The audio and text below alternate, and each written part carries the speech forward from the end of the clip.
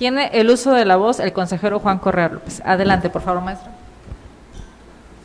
Gracias por concederme el uso de la voz, consejera presidenta. Muy buenas tardes a todas y a todos los que se encuentran en esta sala de sesiones y a quienes nos acompañan a través de las redes sociales por las que se transmite esta sesión. Esta intervención es de las que no hubiera querido hacer, porque aprecio a la titular de la Contraloría, a quien le guardo estimación. Sin embargo, en la entrevista que recientemente otorgó el pasado miércoles a conocido medio de comunicación, hace imputaciones, si bien no a mi persona con nombre y apellido, lo hace al Consejo y a la institución de la que formo parte.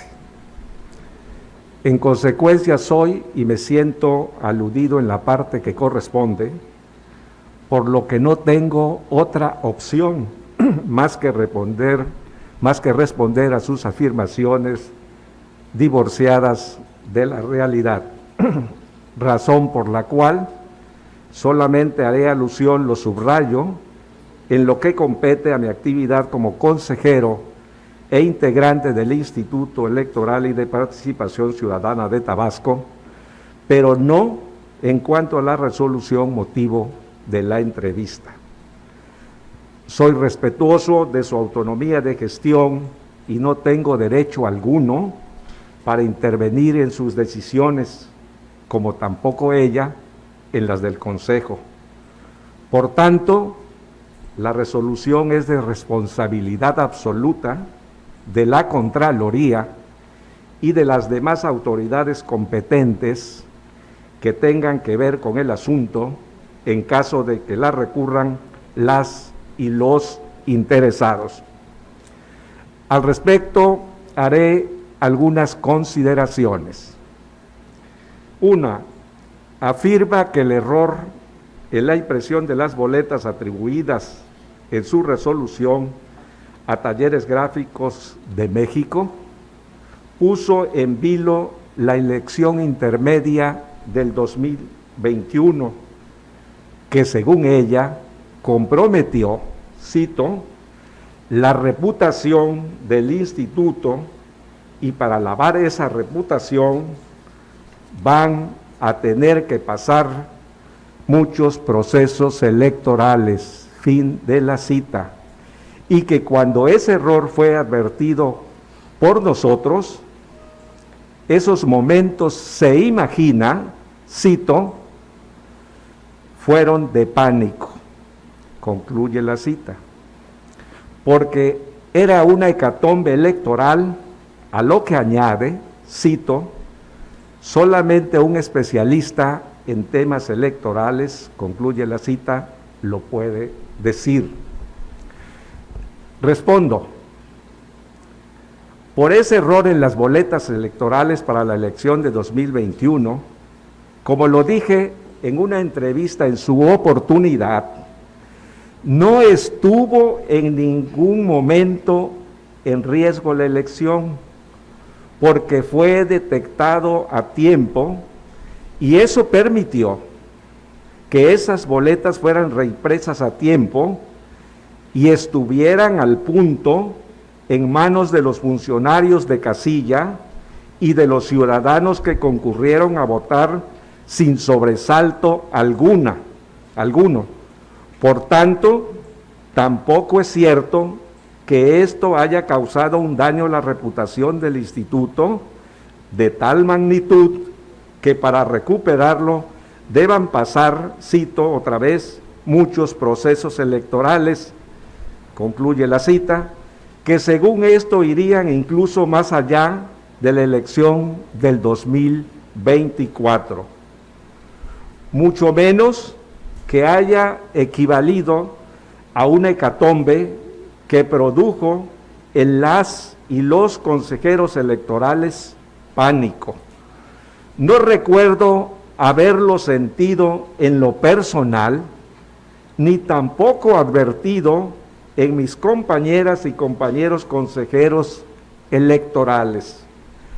Lo que sí hicimos de inmediato, cuando nos enteramos, fue tomar la decisión de reimprimir las boletas con problemas de error, que dice estaban dañadas, cuando en realidad estaban materialmente bien, pero con error, como ya es sabido.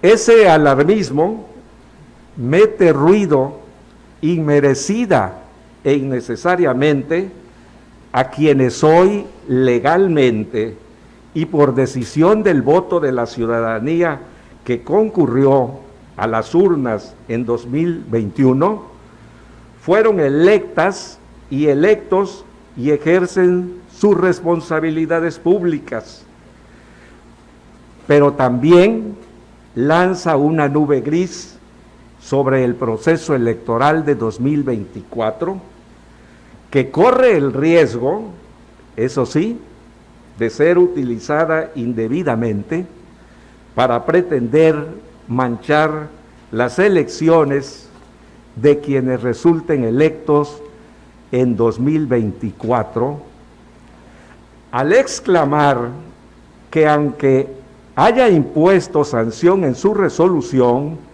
se pregunta, cito, ¿con qué confianza el ciudadano va a ver esa elección?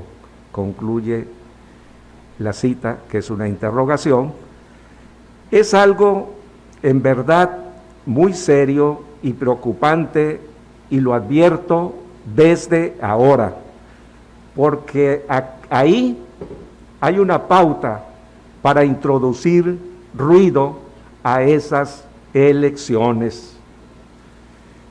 Número 2, refiere que legalmente las y los consejeros no incurrimos en irresponsabilidad en cuanto al error de impresión de las boletas, y sin embargo menciona y hace suyo el dicho de un exconsejero que le dijo dormía en talleres gráficos para cuidar la impresión de las boletas, dejando entrever que nosotros deberíamos haber hecho lo mismo para evitar el problema que se suscitó en 2021, por lo que nos exhorta y recomienda, cito, que por favor, cuando vayan a este proceso de producción, ya sea con la paraestatal o con otro proveedor, por favor, a pie de imprenta, revisando a pie de imprenta.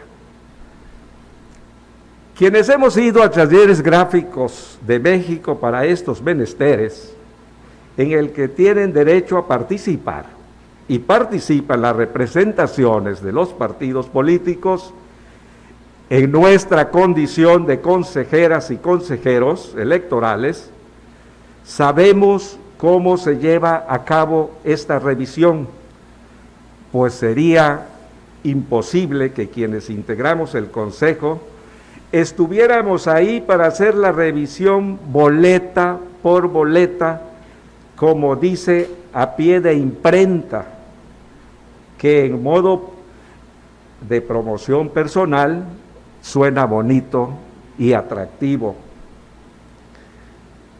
Eso de dormir en talleres gráficos es show, que suponiendo sin conceder que fuera así, la pregunta que surge de inmediato es: ¿quién vigila la producción cuando alguien duerme? Con todo respeto, pareciera ser que en afán protagónico y actitud desmedida, ya hasta nos dice cómo debemos hacer nuestro trabajo. En este contexto, también menciona despectivamente que en un documentito, es textual lo de documentito, el INE no toca ni con el pétalo de una rosa a talleres gráficos de México y exonera a las y los consejeros electorales, añadiendo, cito, que es probable que así sea, pero lo único que tiene que hacer el instituto, se refiere al Instituto Electoral y de Participación Ciudadana de Tabasco, realmente su servicio es organizar una elección. Consejero. Y hay que poner toda la energía y concentración en el entregable de la elección. Concluyo y continúo en la siguiente ronda. Tiene el uso de la voz el consejero Juan Correa López, hasta por 5 minutos. Gracias, consejera presidenta, nuevamente por el uso de la voz. Antes de continuar con mi lectura, subrayo nuevamente que mi intervención está en torno de lo relacionado con las imputaciones que se hacen al Consejo y al Instituto, no en el contenido de la resolución. Como dije, ese es un asunto de absoluta competencia de la Contraloría. Voy a continuar, si me permiten. El INE no tenía por qué tocar a Talleres Gráficos de México, porque no fue el INE la institución que contrató la impresión de las boletas de Tabasco, sino el Instituto Electoral y de Participación Ciudadana de Tabasco, por lo que solo emitió su resolución en lo que era de su competencia sobre una queja que se había interpuesto en contra nuestra precisamente por las boletas. Duda que para esa resolución el INE haya hecho una investigación a fondo al expresar con respecto a la determinación de no sancionarnos que, cito, es probable que así sea, refiriéndose a que no tuvimos responsabilidad jurídica. Asimismo, duda que hayamos puesto todo nuestro interés en el trabajo cuando dice, cito, hay que poner toda la energía y concentración en el entregable de la elección, concluyo con la cita. Lo que es falso, en lo personal, y lo he visto también en mis demás compañeras y compañeros consejeros, que han estado atentos a lo que demandan las labores, e incluso en lo personal, durante el proceso electoral, acudo a mi oficina o al lugar donde se requiera todos los días de la semana. 3.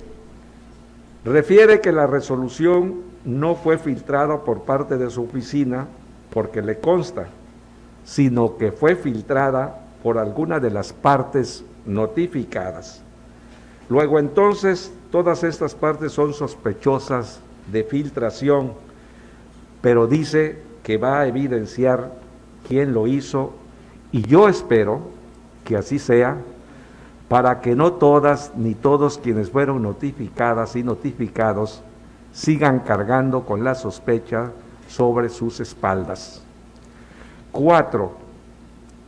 Dice que el instituto, cito, con tanto dinero que tiene, otro contralor en otro momento, no es ético y trata de extorsionar y te calienta el procedimiento años y que prescriba, concluye la cita.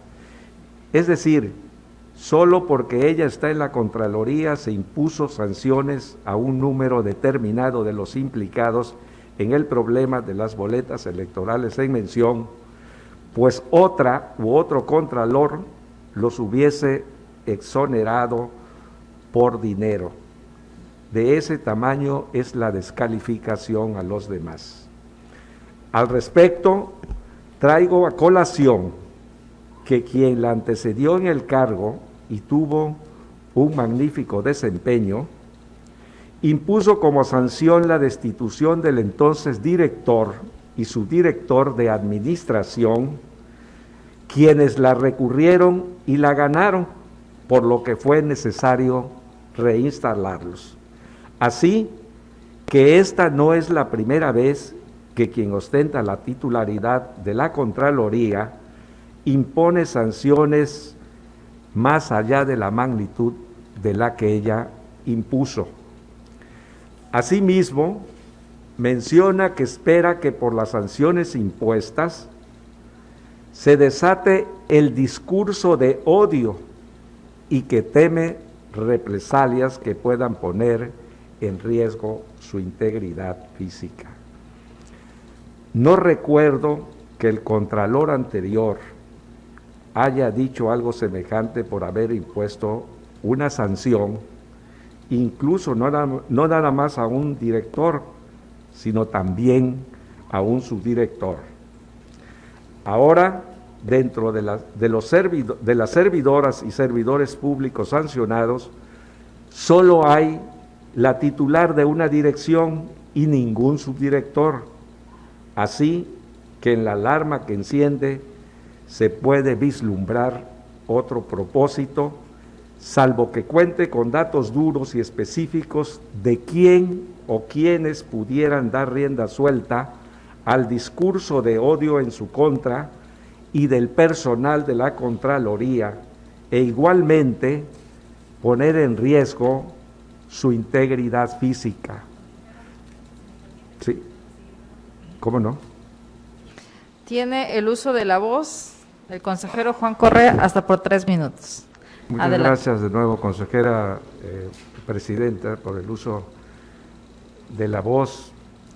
Y la verdad es que me vio obligado a hacer esta intervención, lo reitero nuevamente, porque me preocupa mucho y me ocupa mucho lo que pasa en nuestra institución de la que yo formo parte y que debemos de defender por encima de cualquier cosa.